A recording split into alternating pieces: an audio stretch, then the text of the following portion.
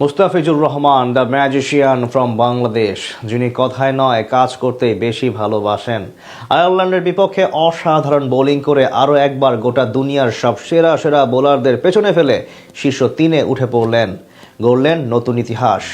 মুস্তাফিজুর রহমানের গড়া এমন কীর্তি নিয়ে বাকিটা জানবো রিপোর্টে।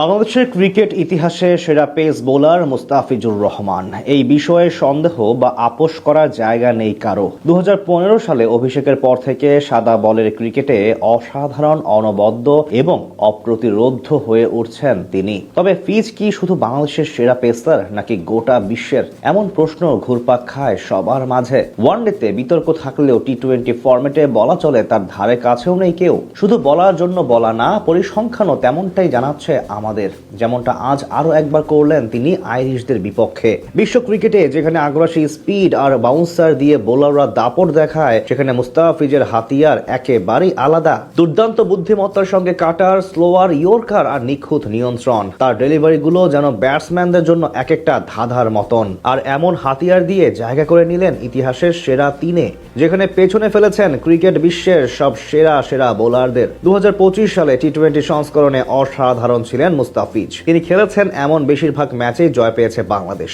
বলা চলে তার নৈপুণ্যে হেসেছে পুরো দল। সেই জয় দিয়েই বছর শেষ করলো বাংলাদেশ। সাথে দুর্দান্ত বোলিং করে 25-এর ইতি টানলেন কাটার মাস্টার।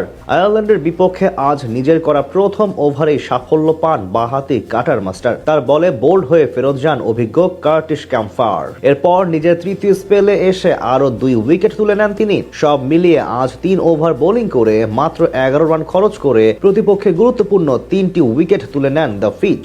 আর এর মাধ্যমে ছাড়িয়ে গেলেন কিউই লেগ স্পিনার সৌদিকে।